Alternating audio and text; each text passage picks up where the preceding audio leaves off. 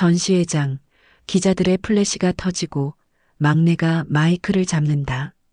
이 상자는 제 아버지의 인생입니다. 관객석에서 선영이 외친다. 그만하세요! 이건 가족 망신이에요! 수진이 울먹이며 맞선다. 망신이 아니라 아버지의 진실이에요. 기자들의 셔터 소리, 사람들의 웅성거림. 영수가 한 걸음 앞으로 나선다. 선영아, 네가 부끄럽다 했지? 난 네 자랑이 부끄러웠다. 전시장 전체가 얼어붙는다. 선영의 눈동자가 흔들리고 숨소리만 들린다. 너 대학 보내느라 공장 야간조 돌던 내 손 그게 창피하냐? 선영이 울음을 터뜨리며 무릎을 꿇는다. 아버지, 몰랐어요. 정말 몰랐어요. 오늘 사연 시작하기 전에 무료 버튼인 구독과 좋아요 꼭 눌러주세요. 경상북도 청송군 산 중턱에 자리 잡은 낡은 한옥마당에 봄볕이 내리 쏟아지고 있었습니다. 마당 한쪽에는 오래된 감나무가 서 있었고 그 아래 평상에는 70대 노인 박영수가 나무 상자를 정성스레 닫고 있었습니다. 상자 표면에는 세월의 흔적이 고스란히 남아 있었죠. 손때 묻은 나무결, 여기저기 긁힌 자국, 그리고 옅게 바른 글씨들. 영수는 헝겊에 물을 적셔 조심스럽게 먼지를 닦아냈습니다. 니들 덕분에 학교 보낸 거, 이게 다 내 복이지. 영수는 혼잣말처럼 중얼거렸습니다. 입가에는 미소가 번졌지만 그 미소 뒤편에는 어딘가 쓸쓸한 그림자가 어려 있었습니다. 상자를 닦는 손길은 무척이나 조심스러웠습니다. 마치 깨지기 쉬운 보물을 다루듯, 아니 자식을 어루만지듯 천천히 움직였죠. 영수는 가끔씩 상자를 바라보며 무언가를 떠올리는 듯 했습니다. 아마도 이 상자 안에 담긴 기억들, 그리고 이 상자를 만들던 그 시절의 자식들 얼굴이었을 겁니다. 마당에는 봄바람이 불어왔습니다. 감나무 가지 사이로 바람이 스쳐 지나가며 나뭇잎들이 살랑살랑 흔들렸습니다. 영수는 고개를 들어 하늘을 올려다봤습니다. 구름 한 점 없이 맑은 하늘이었습니다. 이런 날이면 자식들이 올 것만 같았습니다. 특히 봄이면 더욱 그랬습니다. 설날이나 추석처럼 큰 명절은 아니지만 봄은 영수에게 특별한 의미가 있었습니다. 자식들이 태어난 계절이었고 자식들과 함께 들꽃을 보러 다니던 계절이었으니까요. 영수는 상자를 다 닫고 나서 방 안으로 들어갔습니다. 방문을 열자 소박한 방 안 풍경이 드러났습니다. 작은 밥상 하나, 낡은 이불 한 채, 그리고 벽에 걸린 가족 사진 한 장. 사진 속에는 젊은 시절의 영수와 세 자식이 함께 찍혀 있었습니다. 모두가 환하게 웃고 있는 사진이었습니다. 영수는 사진을 한참 바라보다가 부엌으로 향했습니다. 부엌에서는 된장찌개 끓는 냄새가 은은하게 퍼지고 있었습니다. 영수는 매년 이맘때면 된장찌개를 끓였습니다. 자식들이 어릴 적 가장 좋아하던 음식이었으니까요. 큰딸 선영이는 된장찌개에 두부를 많이 넣어달라고 했고 둘째 준호는 감자를 좋아했습니다. 막내 수진이는 애호박을 좋아했죠. 영수는 그 모든 재료를 넣어 정성껏 찌개를 끓였습니다. 자식들이 올 거라는 믿음으로요. 하지만 오늘도 전화는 오지 않았습니다. 영수는 휴대전화를 꺼내 들었습니다. 화면에는 아무런 알림도 없었습니다. 문자도 전화도 카카오톡 메시지도 없었습니다. 영수는 한숨을 쉬며 전화기를 주머니에 다시 넣었습니다. 그리고 밥상을 차렸습니다. 된장찌개 한 그릇, 김치 조금, 그리고 밥 한 공기. 텅 빈 밥상이었지만 영수는 혼자서 숟가락을 들었습니다. 밥을 먹는 동안에도 영수는 계속 현관문 쪽을 바라봤습니다.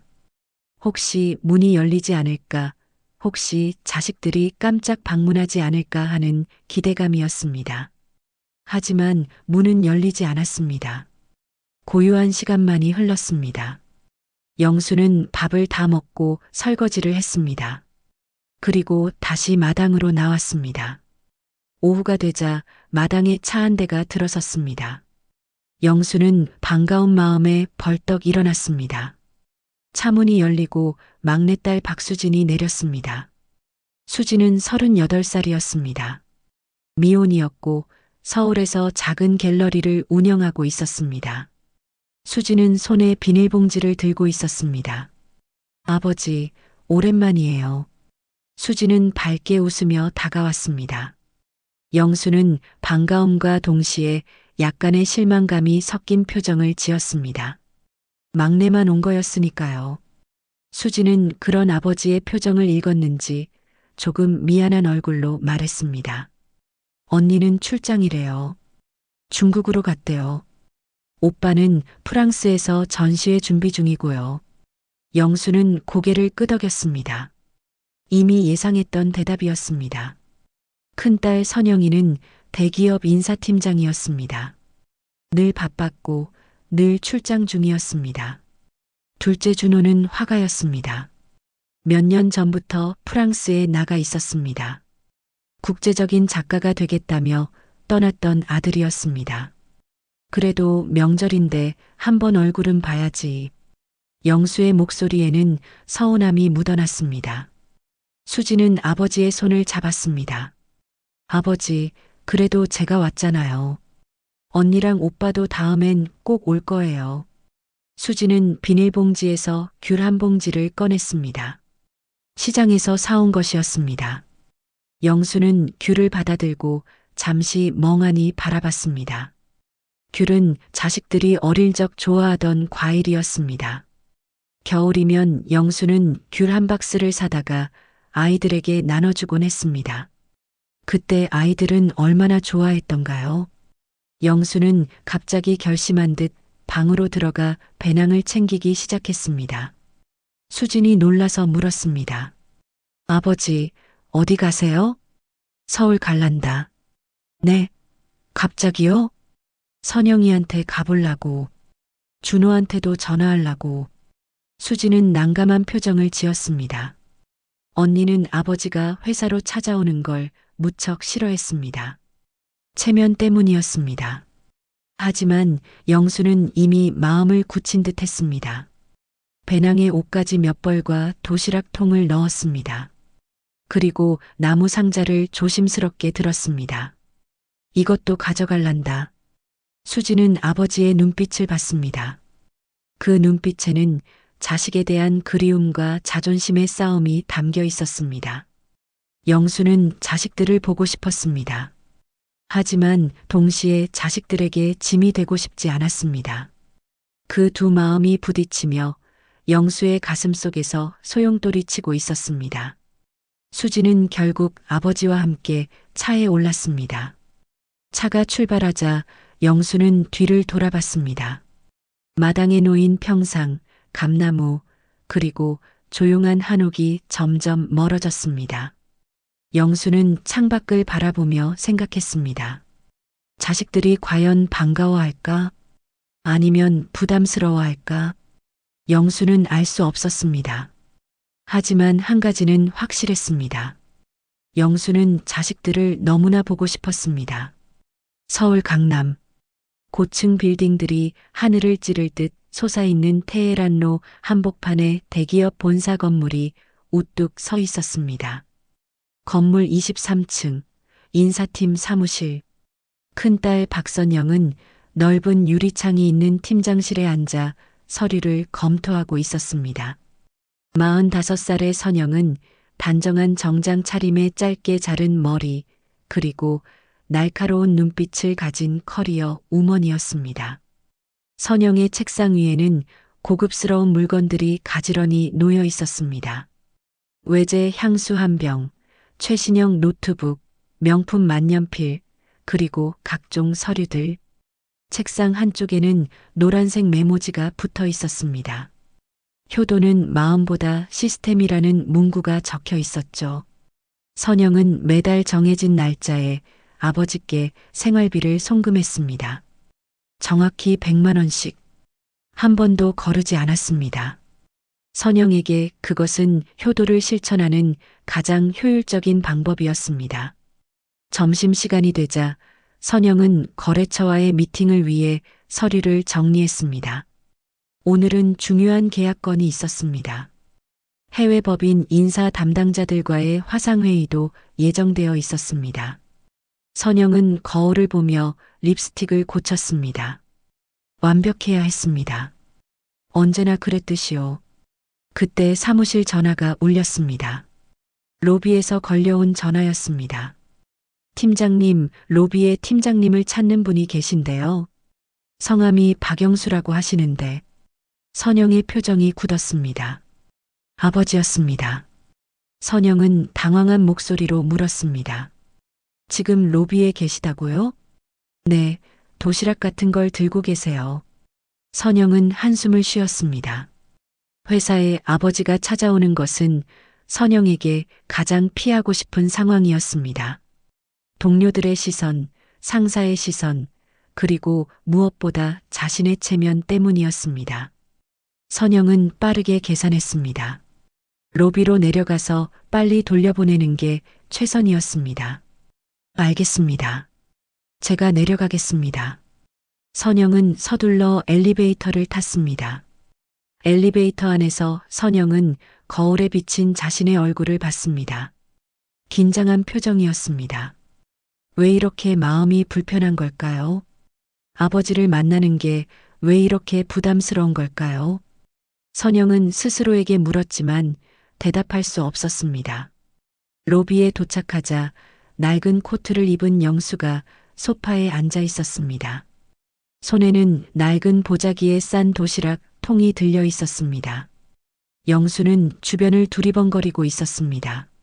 높은 천장, 화려한 샹들리에, 대리석 바닥. 모든 게 낯설어 보였습니다. 영수는 마치 다른 세계에 온 것처럼 어색한 표정을 짓고 있었습니다. 선영은 빠른 걸음으로 다가갔습니다.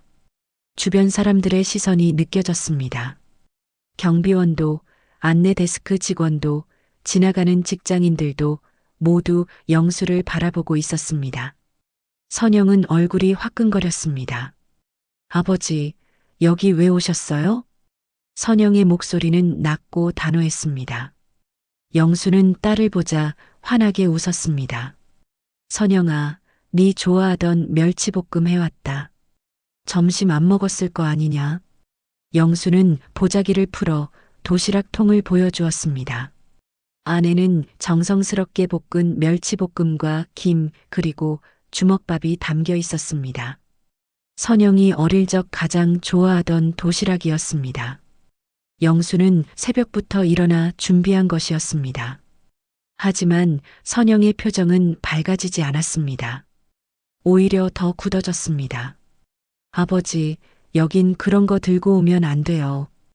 회사예요, 회사. 얼굴 좀 보러 온 거다. 그리고 네가 요새 힘들다 했잖냐. 밥이라도 제대로 먹어야지. 선영은 주변을 둘러봤습니다. 몇몇 동료들이 이쪽을 보고 있었습니다. 선영은 아버지의 팔을 잡고 로비 구석으로 이끌었습니다. 사람들 눈에 덜 띄는 곳이었습니다. 아버지, 이제 이런 거 그만하세요. 저 바빠요. 점심 이체해드릴게요. 이체? 돈 말하는 기냐? 네, 식사하세요. 제가 보낼게요. 선영은 휴대전화를 꺼내 빠르게 이체를 시작했습니다. 영수는 딸의 손을 잡으려 했지만 선영은 한 발짝 뒤로 물러났습니다. 곧 휴대전화에서 알림음이 울렸습니다. 박선영 님이 10만 원을 이체했습니다. 영수의 휴대전화 화면에 메시지가 떴습니다. 영수는 화면을 멍하니 바라봤습니다. 10만 원. 딸이 보낸 돈이었습니다. 하지만 영수가 원했던 건 돈이 아니었습니다. 딸의 얼굴을, 딸의 목소리를, 딸과 함께 보내는 시간을 원했습니다. 선영은 환하게 웃었습니다. 하지만 그 미소는 진심이 아니었습니다. 체면을 지키기 위한 방어막이었습니다. 선영은 자신이 좋은 딸이라고 믿고 싶었습니다. 매달 송금하고 명절 때 용돈도 보내고 필요한 것도 사드리고 그러니까 좋은 딸이 맞다고 스스로를 설득했습니다. 아버지, 저 정말 바빠요. 오늘 중요한 미팅이 있어요. 다음에 제가 청송 내려갈게요. 다음이 언제냐? 곧요. 곧 내려갈게요. 하지만 영수는 알고 있었습니다. 그 곧이 오지 않는다는 것을.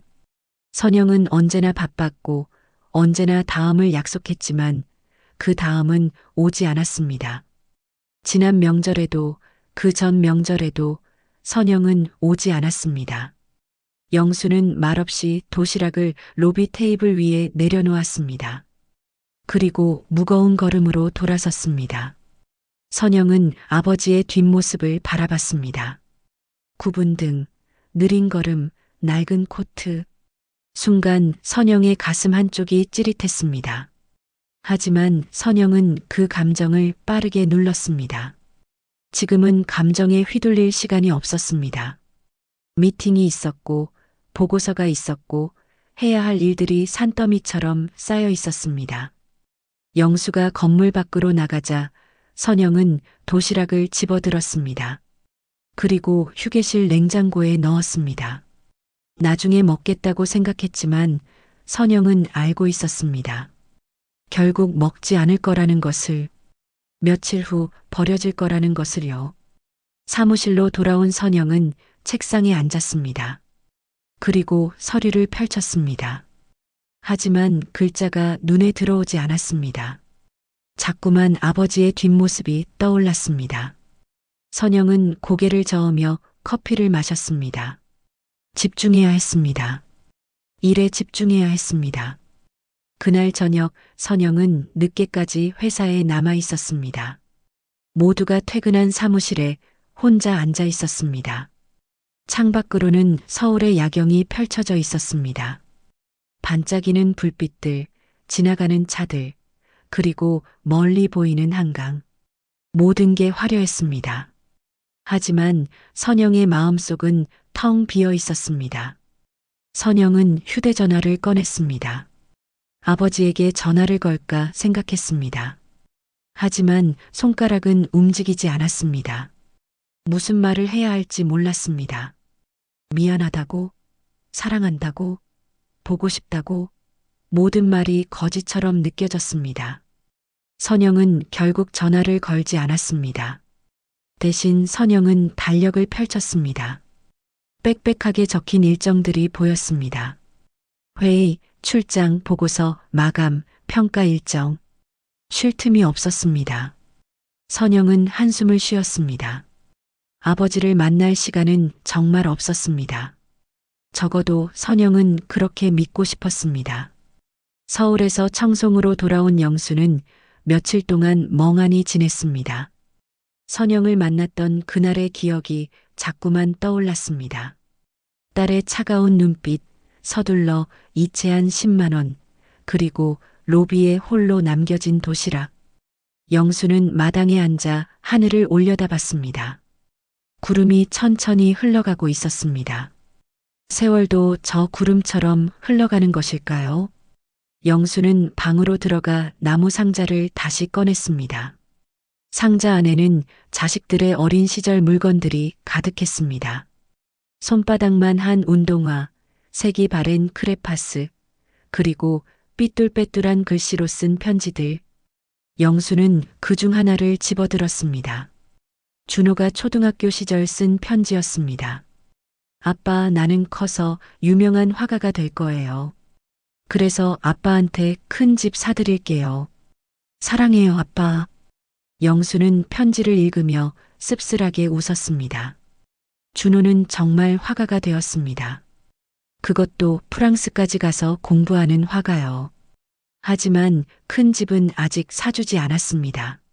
아니, 집은 중요하지 않았습니다. 영수가 원했던 건 그저 아들의 얼굴을 보는 것뿐이었습니다. 그날 저녁 휴대전화가 울렸습니다. 화면에는 준호라는 이름이 떠올랐습니다. 영수는 반가운 마음에 서둘러 전화를 받았습니다. 여보세요, 준호야? 아버지, 영상통화 괜찮으세요? 영상통화? 그게 뭐냐? 카메라 켜는 거요. 제 얼굴 보이시죠? 영수는 화면을 들여다봤습니다. 작은 화면 속에 준호의 얼굴이 보였습니다. 42살의 준호는 여전히 젊어 보였습니다. 깔끔하게 빗은 머리, 검은색 터틀넥, 그리고 뒤편으로 보이는 세련된 인테리어. 준호는 어딘가 고급스러운 공간에 있는 듯 했습니다. 준호야, 네 어디 있냐? 집이냐? 아니요, 갤러리예요. 제 전시 준비하는 곳이요. 영수는 화면 속 배경을 유심히 봤습니다. 하얀 벽에 걸린 그림들, 높은 천장, 그리고 샹들리에. 모든 게 화려했습니다. 영수는 감탄하며 말했습니다. 와, 대단하다. 네가 정말 큰 화가가 됐구나. 아직 멀었어요, 아버지. 이번 전시가 잘 돼야 하는데. 준호의 목소리에는 피곤함이 묻어났습니다. 영수는 아들이 고생하고 있다는 걸 느꼈습니다. 그래서 조심스럽게 물었습니다. 많이 힘드냐? 네, 좀 바빠요. 전시회가 다음 달인데 준비할 게 너무 많아요. 그래도 건강은 챙겨야지. 밥은 제때 먹고? 네, 걱정 마세요. 하지만 영수는 알고 있었습니다. 준호가 제대로 챙겨 먹지 못하고 있다는 것을요. 화면 속 준호의 얼굴은 여위어 보였고 눈 밑에는 다크서클이 짙게 깔려 있었습니다. 준호야, 그런데 한국에는 언제 오냐? 준호는 잠시 망설였습니다. 그리고 미안한 표정을 지으며 말했습니다. 아버지, 미안해요. 당분간은 힘들 것 같아요. 전시회 끝나고 나면 또 다른 프로젝트가 기다리고 있어서요. 영수의 얼굴에 실망감이 스쳤습니다. 하지만 영수는 내색하지 않으려 애썼습니다. 그래, 그래. 네 일이 중요하지. 아빠는 괜찮다. 정말 죄송해요. 대신 이번 달에 돈 좀 많이 보낼게요. 유로 환율이 올랐으니까 아마 평소보다 많이 받으실 거예요. 영수는 한숨을 쉬었습니다. 또 돈 이야기였습니다. 선영도 돈을 보냈고 준호도 돈을 보낸다고 했습니다. 하지만 영수가 원하는 건 돈이 아니었습니다. 자식들의 시간이었고 자식들의 관심이었고 자식들과 함께 보내는 순간이었습니다. 준호야, 돈은 됐다. 아빠한테는 돈이 필요한 게 아니라. 아버지, 잠깐만요. 누가 오나 봐요. 준호는 화면 밖을 보며 누군가와 대화를 나눴습니다. 프랑스어였습니다. 영수는 알아들을 수 없었습니다. 잠시 후 준호가 다시 화면을 봤습니다. 아버지, 죄송한데 손님이 와서요. 먼저 끊을게요. 다음에 다시 연락드릴게요. 그래, 알았다. 몸 조심해라. 네, 아버지도요. 사랑해요. 화면이 꺼졌습니다. 영수는 검게 변한 휴대전화 화면을 멍하니 바라봤습니다. 사랑한다는 말은 했지만 그 말이 왠지 공허하게 느껴졌습니다. 영수는 휴대전화를 내려놓고 창밖을 바라봤습니다. 해가 지고 있었습니다. 산 너머로 붉은 노을이 퍼지고 있었습니다. 영수는 중얼거렸습니다. 돈으로 효도를 대신하는 세상인가. 말은 그렇게 했지만 영수는 자식들을 원망할 수 없었습니다. 자식들도 각자의 삶이 있었고 각자의 고민이 있었습니다. 다만 영수는 자식들이 자신을 잊지 않았으면 좋겠다고 생각했습니다. 가끔이라도 생각해주고 목소리라도 들려주면 그것으로 충분했습니다. 며칠 후 준호에게서 알림이 왔습니다. 송금 알림이었습니다. 박준호 님이 50만 원을 이체했습니다. 50만 원. 평소보다 많은 금액이었습니다. 준호가 약속했던 대로 환율을 고려해서 보낸 돈이었습니다. 영수는 화면을 바라보다가 휴대전화를 주머니에 넣었습니다. 감사했지만 동시에 허전했습니다. 영수는 다시 나무 상자를 열었습니다. 이번에는 작은 점토 작품을 꺼냈습니다. 자식들이 어릴 적 손바닥으로 빚어 만든 찻잔 모양의 점토였습니다. 세 개의 찻잔이 있었습니다. 하나는 선영이가 만든 것이고, 하나는 준호가 만든 것이고, 하나는 수진이가 만든 것이었습니다. 각 찻잔 밑바닥에는 삐뚤빼뚤한 글씨로 이름이 새겨져 있었습니다. 영수는 준호가 만든 찻잔을 들었습니다. 준호는 유난히 정성스럽게 만들었었습니다. 손잡이도 달고 테두리도 예쁘게 다듬었습니다. 영수는 찻잔을 손바닥에 올려놓고 바라봤습니다. 그때 찻잔 안쪽에 작은 글씨가 보였습니다. 아빠, 우리가 커서 꼭 갚을게요. 영수는 그 글씨를 읽으며 눈시울이 뜨거워졌습니다. 준호가 초등학교 5학년 때 쓴 글씨였습니다. 당시 영수는 공장 야간조를 뛰며 자식들 학비를 벌고 있었습니다. 몸은 힘들었지만 자식들이 학교에 가는 모습을 보면 모든 피로가 사라졌습니다. 영수는 그저 자식들이 행복하면 그것으로 충분했습니다. 하지만 지금 자식들은 어떤가요? 성공했습니다. 선영은 대기업 팀장이 되었고 준호는 국제적인 화가가 되었습니다. 하지만 그들은 너무 바빴습니다. 아버지를 볼 시간조차 없을 만큼요. 영수는 찻잔을 조심스럽게 상자에 다시 넣었습니다. 그날 밤 영수는 잠을 이루지 못했습니다. 침대에 누워 천장을 바라보며 생각에 잠겼습니다. 자식들에게 짐이 되고 싶지 않았습니다. 자식들의 성공을 방해하고 싶지도 않았습니다. 하지만 동시에 자식들이 그리웠습니다. 얼굴을 보고 싶었고 함께 밥을 먹고 싶었고 그저 같은 공간에 있고 싶었습니다. 영수는 일어나 창문을 열었습니다. 밤 공기가 차갑게 들어왔습니다. 하늘에는 별이 빛나고 있었습니다. 영수는 별을 올려다보며 중얼거렸습니다. 내가 너무 많은 걸 바라는 건가? 하지만 영수는 알고 있었습니다. 자신이 바라는 것은 많은 게 아니라는 것을요. 그저 평범한 것들이었습니다. 자식과 함께 차 한 잔 마시는 것, 밥 한 끼 같이 먹는 것, 손을 잡고 산책하는 것, 그런 작은 것들이었습니다. 하지만 그 작은 것들이 이제는 가장 어려운 일이 되어버렸습니다. 준호와의 영상통화가 끝난 지 며칠이 흘렀습니다. 영수는 여전히 청송집에서 홀로 지내고 있었습니다. 아침이면 마당을 쓸고, 낮에는 텃밭을 가꾸고, 저녁이면 나무 상자를 꺼내 들여다보는 것이 일상이었습니다. 그렇게 반복되는 하루하루 속에서 영수는 점점 더 외로움을 느꼈습니다. 그러던 어느 날 오후 막내딸 수진에게서 전화가 걸려왔습니다. 영수는 마당에서 장작을 패고 있다가 서둘러 전화를 받았습니다. 여보세요, 수진아. 아버지, 저예요. 지금 통화 괜찮으세요? 그럼 괜찮고 말고. 무슨 일이냐? 수진의 목소리에는 평소와 다른 밝은 에너지가 담겨 있었습니다. 뭔가 좋은 소식이 있는 것 같았습니다. 영수는 기대감에 귀를 기울였습니다. 아버지, 이번 주 토요일에 꼭 서울 오세요. 제가 직접 모시러 갈게요. 서울? 갑자기 왜 그러냐? 언니랑 오빠도 올 거래요. 다 같이 모이기로 했어요. 영수는 순간 귀를 의심했습니다. 세 남매가 함께 모인다고요? 선영도, 준호도 함께 온다고요? 영수는 믿을 수 없다는 듯 다시 물었습니다.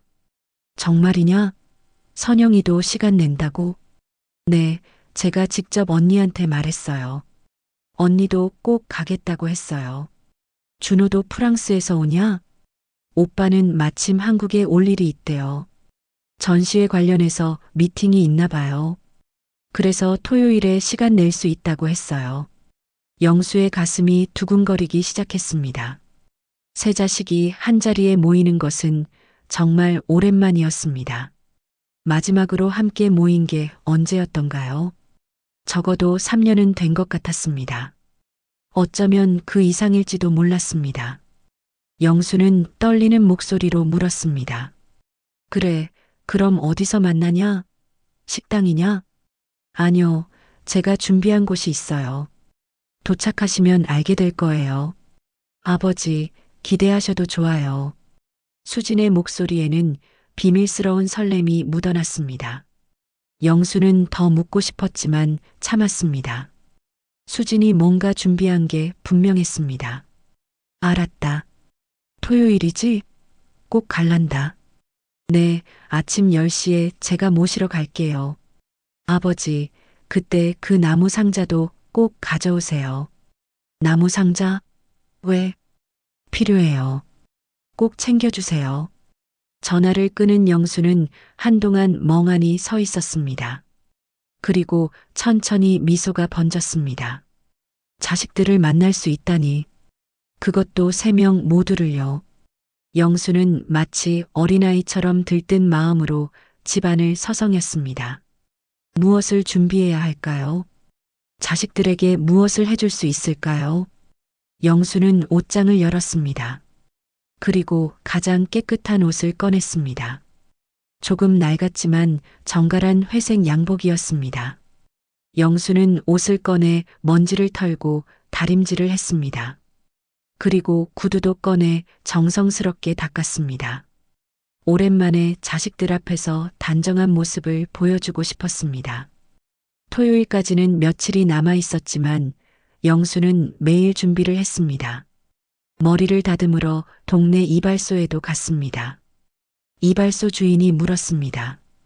영수 씨, 무슨 좋은 일 있어요? 오랜만에 오셨네요.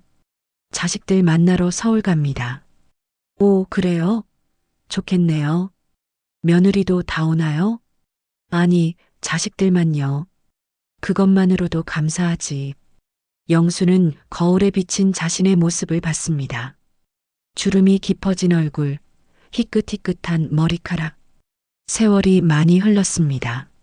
하지만 자식들을 만난다는 생각에 영수의 얼굴에는 생기가 돌았습니다. 토요일 아침이 되었습니다. 영수는 새벽부터 일어나 준비를 시작했습니다. 양복을 입고 구두를 신고 머리를 빗었습니다. 그리고 나무 상자를 꺼냈습니다. 상자를 천으로 한 번 더 닦았습니다. 수진이 가져오라고 했으니 분명 이유가 있을 것입니다. 10시가 되기 30분 전 영수는 이미 마당에 나와 있었습니다. 대문 앞에 서서 길을 바라봤습니다. 혹시 수진이 벌써 오는 건 아닐까 하는 기대감에요. 하지만 아직 차는 보이지 않았습니다. 영수는 평상에 앉아 기다렸습니다. 나무 상자를 무릎 위에 올려놓고 조심스럽게 쓰다듬었습니다. 정확히 10시 수진의 차가 골목길로 들어섰습니다. 영수는 벌떡 일어났습니다. 차가 멈추자 수진이 내렸습니다. 밝은 미소를 지으며 다가왔습니다. 아버지, 기다리셨어요? 아니다, 방금 나왔다. 하지만 수진은 알고 있었습니다. 아버지가 최소한 1시간 전부터 기다리고 계셨다는 것을요. 영수의 양복깃에 묻은 먼지가 그것을 말해주고 있었습니다. 수진은 아버지의 옷을 가볍게 털어드렸습니다. 아버지, 멋지세요.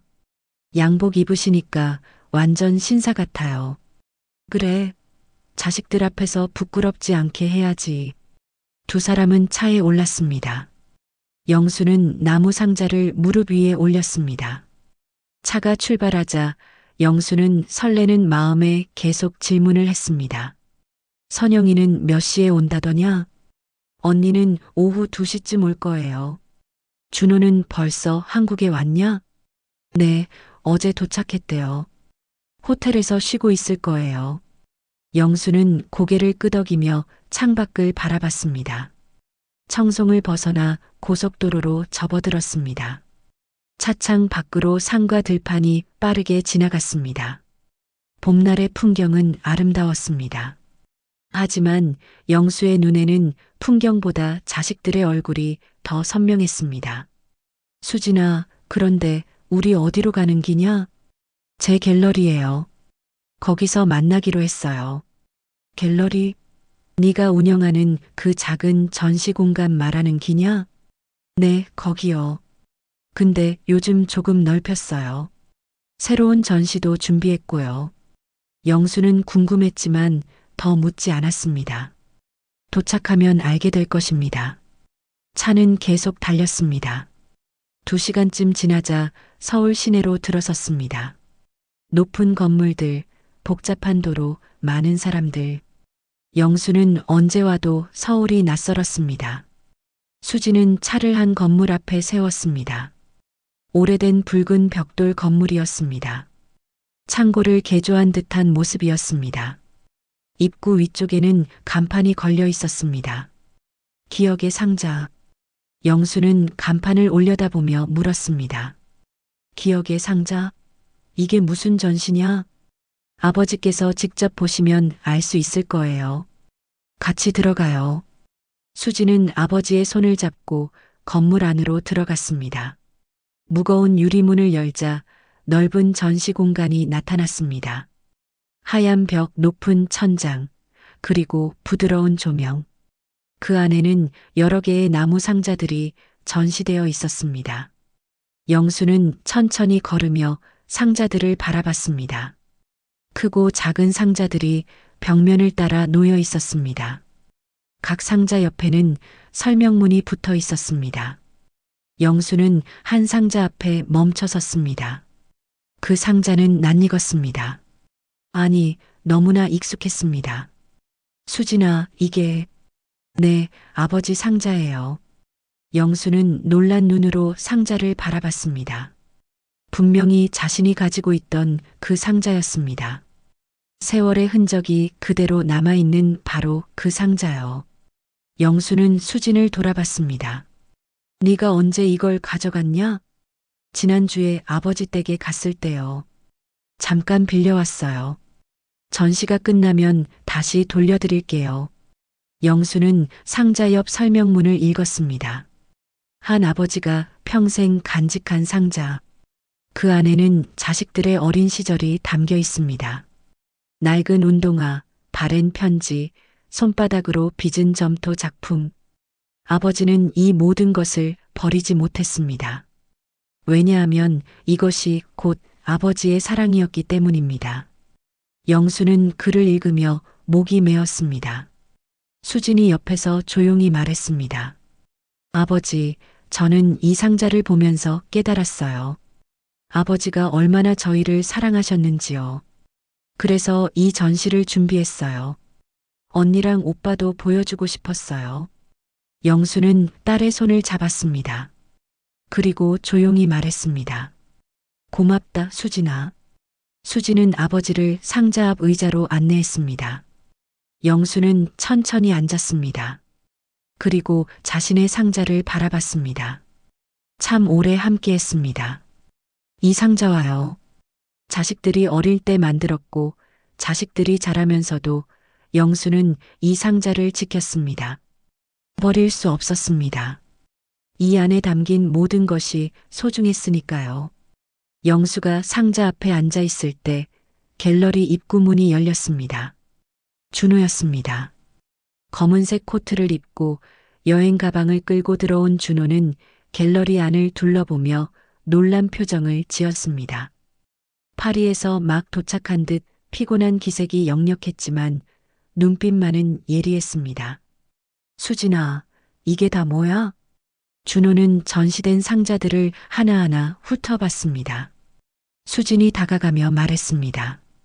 오빠, 제 전시예요. 기억의 상자라는 주제로 준비했어요. 아버지 상자를 전시했다고?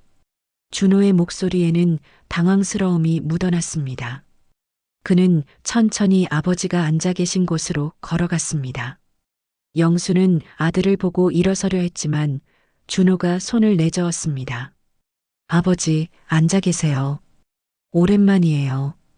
그래, 준호야. 프랑스는 잘 다녀왔냐? 네, 피곤하긴 한데 괜찮아요. 준호는 상자 앞에 섰습니다. 그리고 오랜 시간 말없이 바라봤습니다.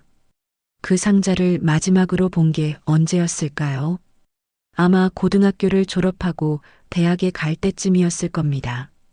그 이후로 준호는 한 번도 이 상자를 신경 쓰지 않았습니다. 아니, 잊고 살았습니다. 상자를 보는 순간 준호의 머릿속에 오래된 기억이 떠올랐습니다. 초등학교 3학년 봄날 아버지와 함께 이 상자를 만들던 날이었습니다.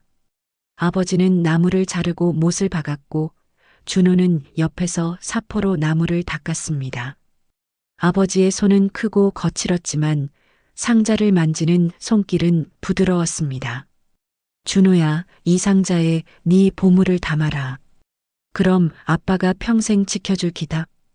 어린 준호는 고개를 끄덕이며 웃었습니다. 그리고 자신이 그린 그림들, 상장들, 편지들을 하나하나 상자에 넣었습니다.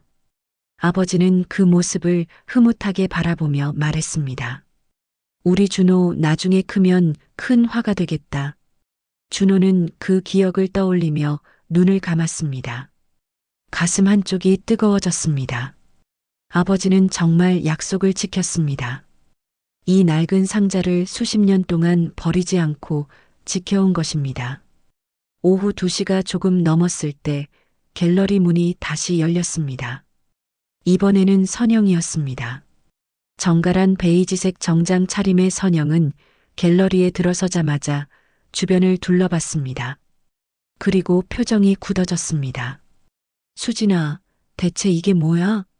선영의 목소리는 날카로웠습니다. 수진이 다가가려 했지만 선영은 먼저 전시장 안쪽으로 걸어 들어갔습니다. 그리고 아버지의 상자 앞에 멈춰 섰습니다. 영수와 준호가 서 있는 곳이었습니다. 언니 왔어? 준호가 먼저 인사했지만 선영은 대답하지 않았습니다. 그저 상자를 노려보고 있었습니다. 그리고 옆에 붙어 있는 설명문을 읽었습니다. 선영의 얼굴이 점점 붉어졌습니다. 수진아, 아버지 상자를 여기 전시했다고? 네, 언니. 이건 아버지의 이야기예요. 그리고 우리의 이야기이기도 하고요. 우리 이야기? 이게? 선영은 수진을 날카롭게 바라봤습니다. 그 눈빛에는 분노와 배신감이 섞여 있었습니다. 선영은 한 발짝 다가서며 낮은 목소리로 말했습니다. 수진아, 지금 뭐 하는 거야? 가족사를 이렇게 전시하는 게 말이 돼? 언니, 이건 부끄러운 게 아니에요. 아버지의 사랑을 보여주는 거예요. 사랑? 이게 사랑이야? 선영의 목소리가 커졌습니다. 갤러리 안에 있던 몇몇 방문객들이 이쪽을 쳐다봤습니다. 영수는 불안한 표정으로 일어섰습니다. 선영아, 진정해라. 아버지도 이걸 허락하신 거예요? 선영이 아버지를 향해 물었습니다. 영수는 당황하며 대답했습니다. 나는 오늘 처음 봤다. 수진이가 준비한 거다. 선영은 한숨을 쉬며 수진을 다시 바라봤습니다. 그리고 차갑게 말했습니다. 수진아, 너 지금 우리 가족 이용해서 장사하려는 거지? 돈 없으니까 이런 식으로. 언니. 수진의 목소리가 떨렸습니다. 하지만 선영은 멈추지 않았습니다. 아니면 뭐야? 아버지 상자를 전시해서 뭘 얻으려고 이러는 거야? 감동? 동정? 아니면 관객? 언니, 그게 아니에요. 저는 그냥 뭐, 가족을 상품화하는 거잖아. 이게 예술이야? 이건 가족 망신이야.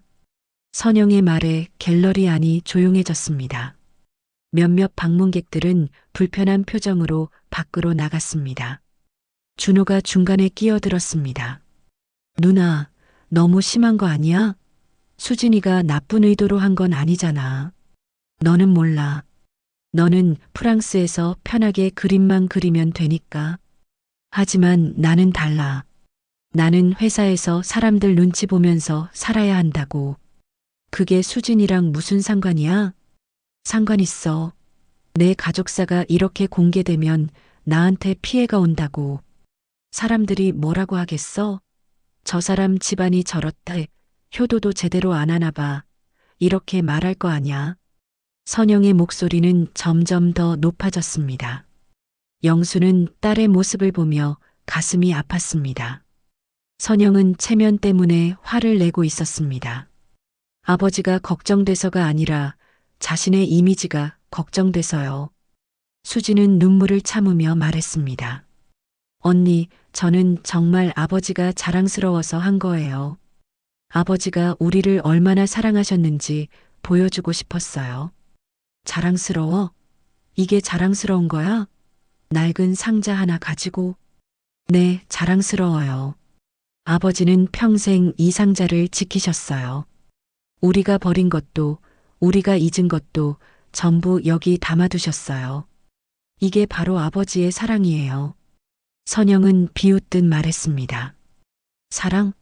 수진아, 세상은 그렇게 감성적으로 돌아가지 않아. 진짜 사랑은 책임이야. 내가 매달 아버지께 송금하는 것, 그게 진짜 사랑이라고. 그때 영수가 나섰습니다. 영수의 목소리는 낮고 무거웠습니다. 선영아, 네 아버지.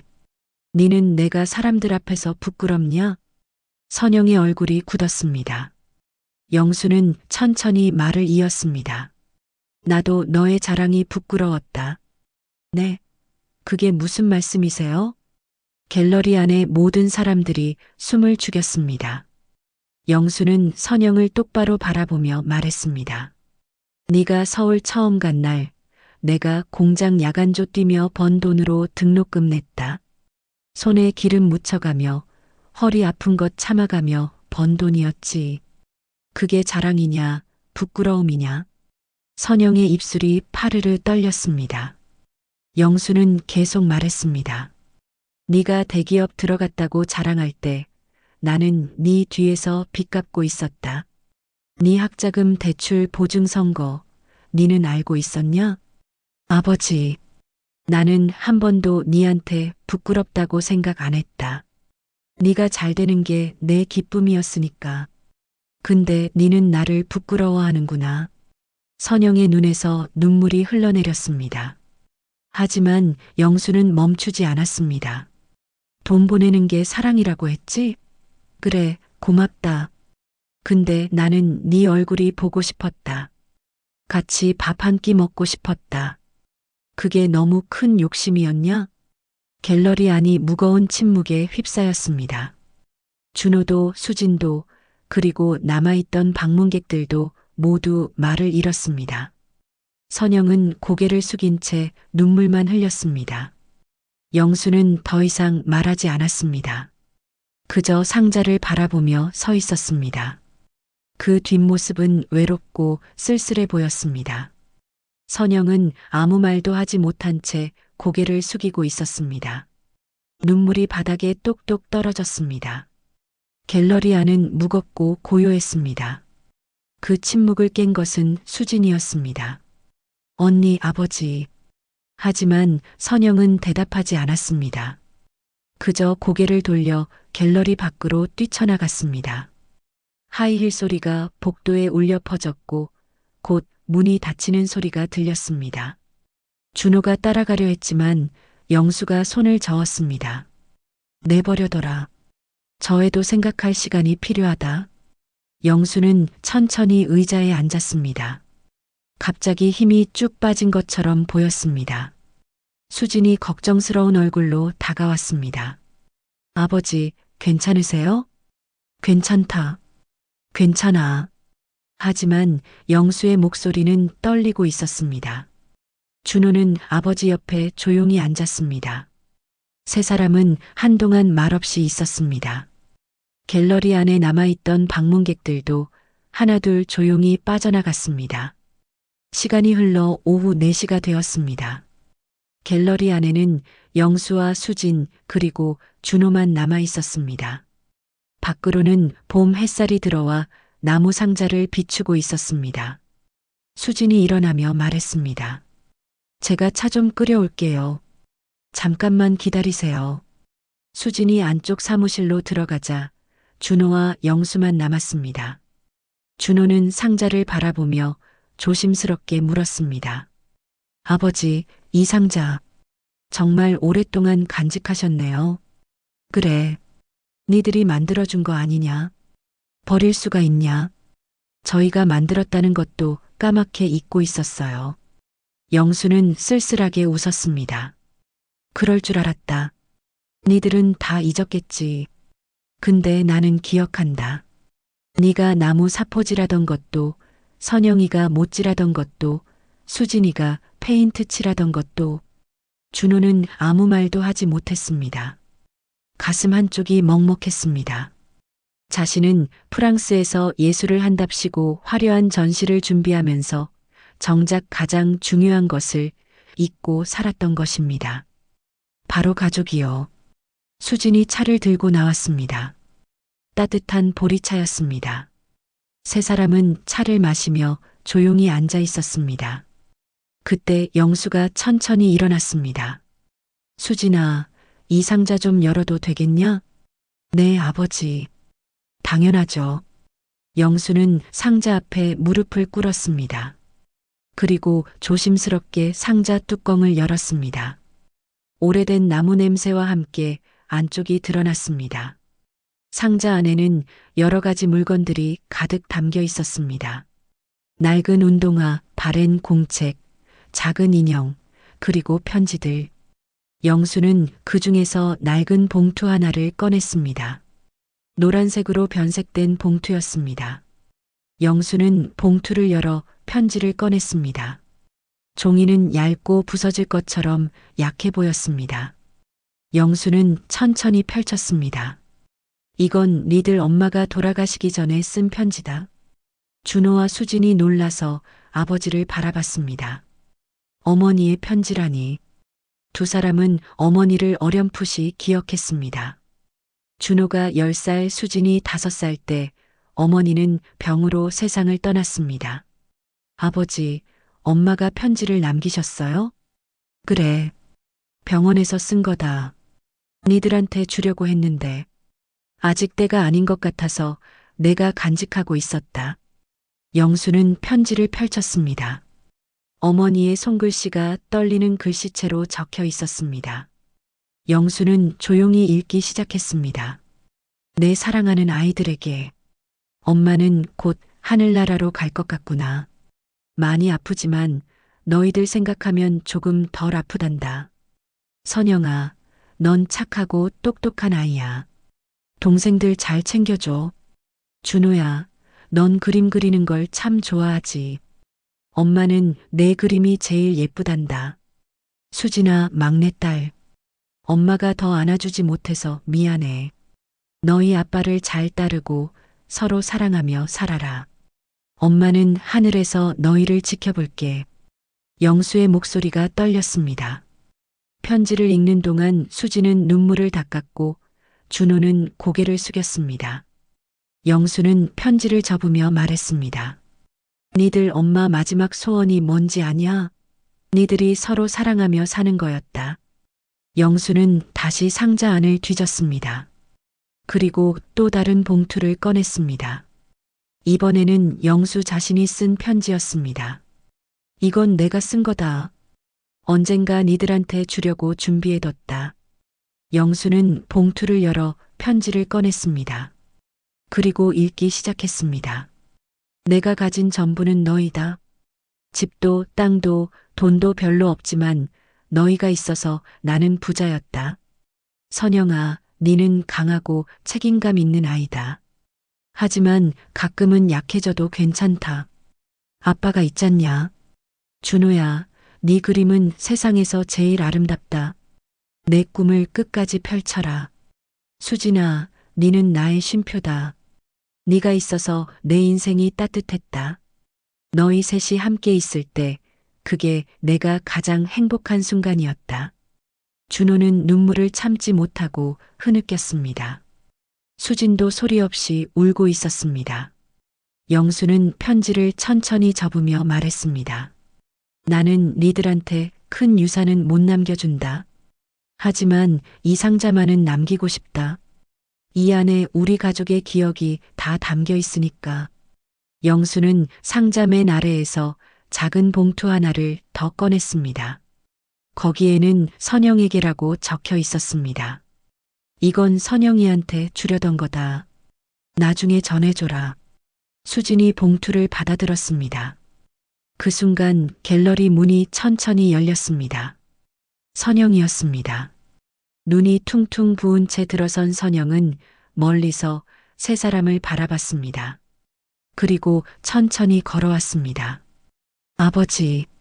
선영의 목소리는 쉬어 있었습니다. 영수는 딸을 보고 자리에서 일어났습니다.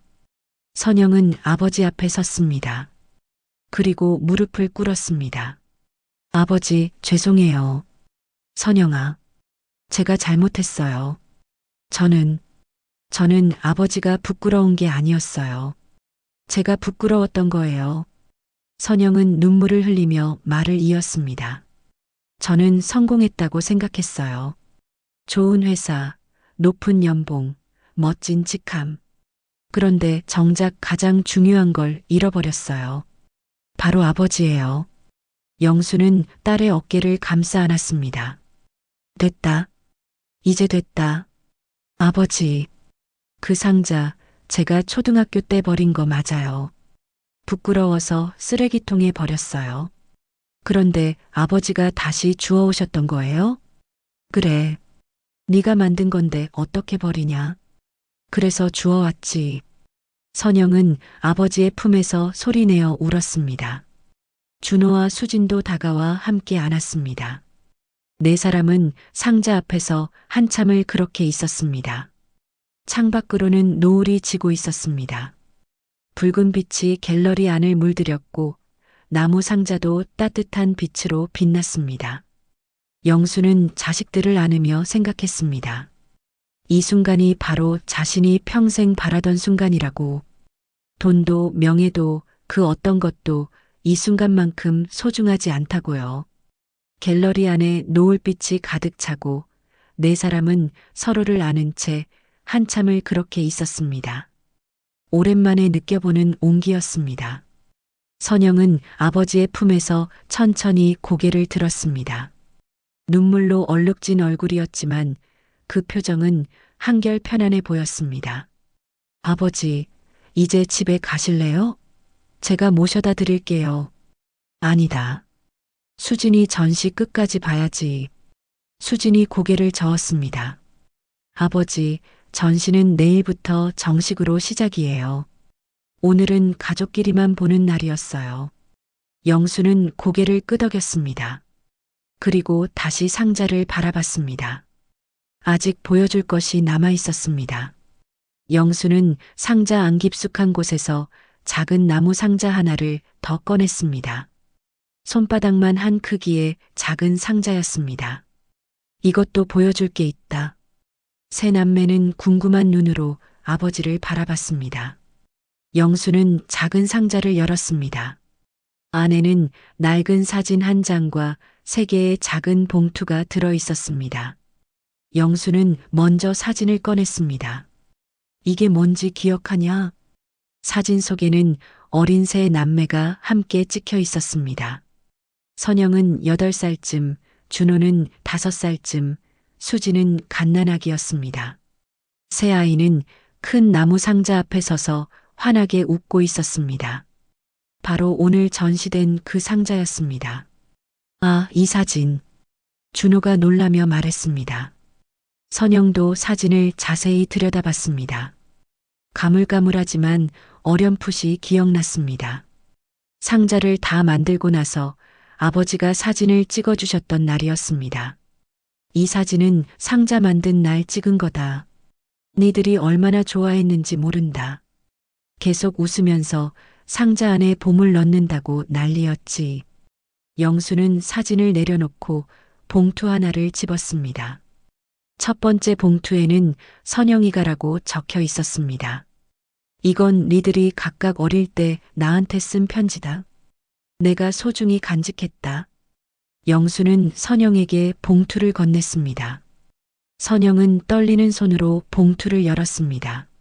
안에는 삐뚤빼뚤한 글씨로 쓴 편지가 들어 있었습니다. 아빠, 나는 아빠가 세상에서 제일 좋아. 아빠는 힘도 세고 똑똑해. 나는 커서 아빠처럼 멋진 사람이 될 거야. 그리고 아빠한테 큰 집 사줄 거야. 기다려. 사랑해, 선영이가. 선영은 편지를 읽으며 눈시울이 붉어졌습니다. 자신이 이런 편지를 썼다는 것조차 잊고 있었습니다. 그때의 선영은 순수했고 아버지를 세상에서 가장 사랑했습니다. 그런데 언제부터인가 그 마음을 잊어버렸습니다. 준호도 자신의 봉투를 받았습니다. 안에는 색연필로 그린 그림과 함께 짧은 글이 적혀 있었습니다. 아빠, 이 그림은 우리 가족이에요. 아빠, 엄마, 나, 선영 언니, 수진이. 우리는 행복해요. 나는 커서 유명한 화가가 돼서 아빠 얼굴도 그릴 거예요. 사랑해요, 준호가. 준호는 그림을 보며 울음을 터뜨렸습니다. 그림 속 가족은 모두 손을 잡고 웃고 있었습니다.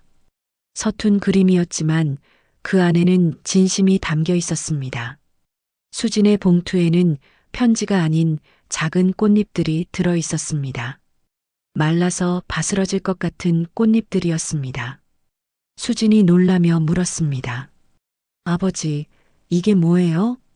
네가 5살 때 산에서 꽃을 따다가 나한테 준 거다. 아빠 주는 선물이라고 하면서 수진은 꽃잎을 조심스럽게 만졌습니다. 아버지는 이런 작은 것까지 모두 간직하고 계셨던 것입니다. 수진은 가슴이 뭉클했습니다. 영수는 다시 큰 상자 안을 뒤적였습니다. 그리고 하나의 봉투를 더 꺼냈습니다. 이번에는 새 봉투였습니다. 최근에 준비한 듯 했습니다. 이건 내가 최근에 쓴 거다. 니들한테 주려고. 영수는 봉투를 열어 종이를 꺼냈습니다. 그리고 조용히 읽기 시작했습니다. 나 박영수는 이 글을 남깁니다. 내게는 큰 재산이 없습니다. 청송집 한 채, 작은 밭 한 떼기, 그리고 이 낡은 상자. 이것이 내가 평생 모은 전부입니다. 하지만 이것을 어떻게 나눌까 고민했습니다. 그러다가 답을 찾았습니다. 영수는 잠시 멈추고 세 자식을 돌아봤습니다. 모두 아버지를 바라보고 있었습니다. 영수는 다시 읽었습니다. 집도 땅도 그리고 이 상자도 셋이 나눠 가지세요. 다만 조건이 있습니다. 이것은 너희 셋이 함께 있을 때만 효력이 있습니다. 따로따로는 아무 의미가 없습니다. 꼭 함께 있어야 합니다. 세 남매는 놀란 표정으로 서로를 바라봤습니다. 영수는 미소를 지으며 말을 이었습니다. 이게 내가 니들한테 주는 진짜 선물이다. 함께 있으라는 것. 서로 사랑하며 살라는 것. 그게 내 마지막 바람이다. 선영이 먼저 아버지에게 다가갔습니다. 아버지, 그런데 왜 이런 걸 지금 보여주세요? 아직 건강하시잖아요. 건강할 때 말해야지. 나중에는 못할 수도 있잖냐. 아버지. 준호가 아버지의 손을 잡았습니다. 아버지, 저희가 정말 못난 자식들이었어요. 아버지 마음도 모르고. 아니다. 니들은 잘했다. 다들 자기 인생 열심히 살았잖냐. 나는 그것만으로도 충분하다. 수진이 다가와 아버지를 안았습니다. 아버지 사랑해요. 나도 사랑한다, 수진아. 네 사람은 다시 한번 서로를 안았습니다. 갤러리 밖으로는 완전히 어둠이 내렸습니다. 하지만 갤러리 안은 따뜻한 빛으로 가득했습니다. 조명이 나무 상자를 비추고 그 빛은 네 사람의 얼굴도 환하게 비쳤습니다. 잠시 후 수진이 말했습니다. 그런데 전시 이름이 기억의 상자인 건 아시죠? 저는 이 상자를 보면서 깨달았어요. 아버지의 진짜 선물은 이 상자가 아니라 이 상자 안에 담긴 기억이라는 거요. 영수는 고개를 끄덕였습니다. 맞다. 기억은 아무도 빼앗아갈 수 없다. 그리고 기억은 함께 나눌수록 더 커진다. 선영이 눈물을 닦으며 말했습니다. 아버지, 제가 정말 후회되는 게 있어요. 그동안 아버지와 함께한 시간이 너무 적었다는 거예요. 앞으로 함께하면 되지. 이제라도 늦지 않았다. 준호가 말했습니다. 아버지, 저 프랑스 전시 끝나면 한국으로 돌아올게요. 더 이상 멀리 있고 싶지 않아요. 그래, 정말이냐? 네, 진짜예요. 제가 추구하던 예술이 멀리 있는 게 아니었어요. 바로 여기 가족에게 있었어요. 수지는 상자를 가리키며 말했습니다. 이 상자는 전시가 끝나도 여기 두고 싶어요. 많은 사람들이 봤으면 좋겠어요. 아버지의 사랑을요. 영수는 잠시 생각하다가 고개를 끄덕였습니다. 그래, 그렇게 해라. 이 상자가 다른 사람들한테도 의미가 있다면 그것도 좋은 일이다. 선영이 시계를 보며 말했습니다. 아버지, 배고프시죠? 저녁 먹으러 가요. 제가 살게요. 그래, 오랜만에 같이 밥 먹자. 네 사람은 갤러리 문을 나섰습니다. 나무 상자는 조명을 받으며 조용히 그 자리에 남아 있었습니다. 상자 위에는 네 사람의 그림자가 길게 드리워져 있었습니다. 함께 걷는 가족의 모습이었습니다. 밖으로 나온 네 사람은 밤거리를 걸었습니다. 봄밤의 공기는 상쾌했습니다. 선영은 아버지의 팔을 잡았고, 준호는 반대편 팔을 잡았고, 수지는 앞에서 길을 안내했습니다. 그 모습은 마치 어릴 적 함께 산책하던 그때처럼 자연스러웠습니다. 영수는 자식들과 함께 걸으며 생각했습니다. 인생에서 가장 소중한 것은 결국 사람이라는 것을요. 돈도 명예도 성공도 중요하지만 결국 남는 건 함께한 사람들과의 기억이라는 것을요. 한 달이 흘렀습니다. 계절은 완연한 봄으로 접어들었고 청송의 산과 들판에는 새싹이 돋아나고 있었습니다. 영수의 집 마당에도 변화가 있었습니다. 오랫동안 비어있던 마당에 사람들의 웃음소리가 들려왔습니다. 오늘은 특별한 날이었습니다. 영수의 기일이었습니다. 서울에서의 그날 이후 영수는 한 달을 더 건강하게 지냈습니다. 세 자식과 함께 시간을 보내며 행복한 나날을 보냈습니다. 하지만 어느 봄날 아침 영수는 평화롭게 잠든 채 눈을 뜨지 못했습니다. 고통 없이 편안하게 세상을 떠났습니다.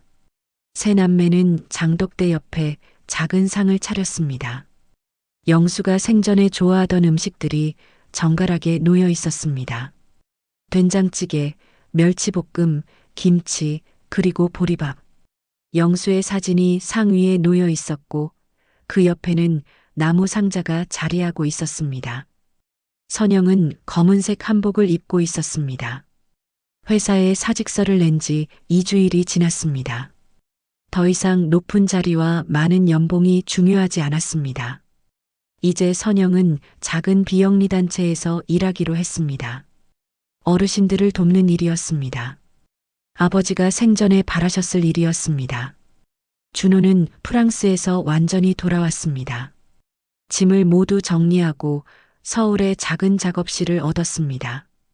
이제 준호는 한국에서 그림을 그리기로 했습니다. 화려한 유럽의 갤러리보다 더 중요한 것이 있다는 걸 깨달았습니다. 바로 가족 곁에 있는 것이었습니다. 수지는 여전히 갤러리를 운영하고 있었습니다. 기억의 상자 전시는 큰 반향을 일으켰습니다. 많은 사람들이 찾아와 자신의 부모님을 떠올리며 눈물을 흘렸습니다. 전시는 계속 이어질 예정이었습니다. 아버지의 사랑을 더 많은 사람들과 나누기 위해서요. 세 남매는 상 앞에 나란히 앉았습니다. 준호가 먼저 술잔을 들었습니다. 아버지, 저희가 왔어요. 셋이 함께 왔어요. 준호는 술을 따르며 말을 이었습니다. 아버지 말씀 잊지 않았어요. 함께 있으라고 하셨죠. 저희 이제 흩어지지 않을 거예요. 선영이 절을 올렸습니다. 이마가 땅에 닿을 만큼 깊은 절이었습니다. 아버지, 미안했어요. 그리고 사랑했어요. 제가 말로는 표현 못했지만 정말 사랑했어요. 선영의 목소리가 떨렸습니다. 눈물이 또다시 흘러내렸습니다. 아버지가 돌아가신 후 선영은 매일 울었습니다. 후회가 밀려왔습니다. 더 자주 찾아뵐 걸, 더 많이 안아드릴 걸, 더 많은 말을 나눌 걸. 하지만 이제는 늦었습니다. 수진이 손을 모으며 말했습니다. 아버지, 전시회 정말 성공했어요. 많은 분들이 아버지 이야기에 감동받으셨어요. 아버지 자랑스러워요. 세 사람은 한동안 말없이 앉아 있었습니다. 봄바람이 불어와 감나무 잎을 흔들었습니다. 마당에는 개나리가 피어 있었고 새들이 지저귀고 있었습니다. 평화로운 오후였습니다. 잠시 후 준호가 나무 상자를 무릎 위에 올렸습니다. 누나, 수진아, 이 상자를 어떻게 하면 좋을까? 선영이 대답했습니다. 아버지 말씀대로 해야지. 셋이 함께 나눠 가지는 거야. 근데 어떻게 나눠? 수진이 미소 지으며 말했습니다. 나눌 필요 없어요. 이 상자는 우리 셋이 함께 간직하는 거예요. 돌아가면서 보관하고 1년에 한 번씩은 꼭 모여서 함께 보는 거예요. 준호와 선영이 고개를 끄덕였습니다. 좋은 생각이었습니다. 이 상자는 세 남매를 이어주는 끈이 될 것입니다. 흩어져 살더라도 이 상자가 있는 한 세 남매는 연결되어 있을 것입니다. 선영이 상자를 열었습니다. 안에는 여전히 어릴 적 물건들이 담겨 있었습니다.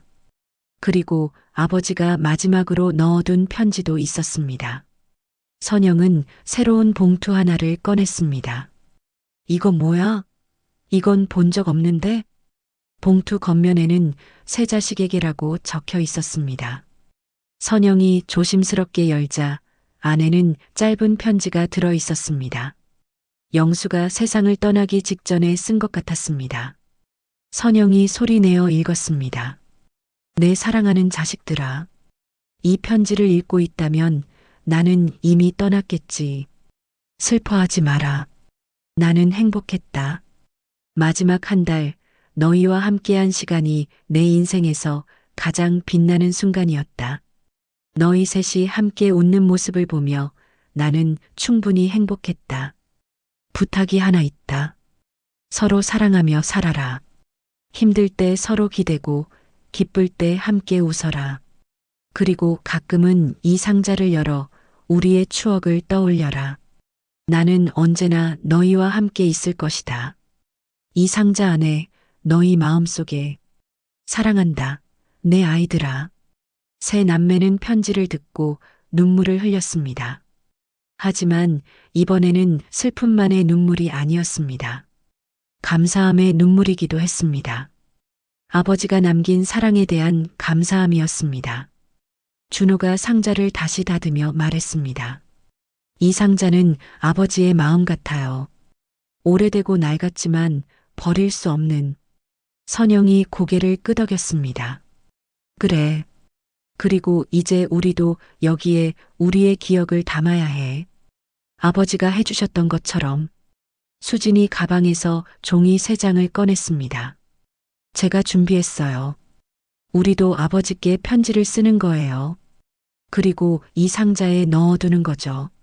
세 남매는 각자 편지를 쓰기 시작했습니다.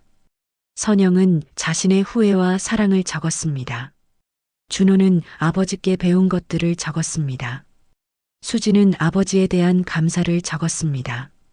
편지를 다 쓴 후 세 사람은 편지를 상자 안에 넣었습니다. 그리고 뚜껑을 닫았습니다. 이제 이 상자에는 아버지의 기억뿐만 아니라 자식들의 마음도 담기게 되었습니다.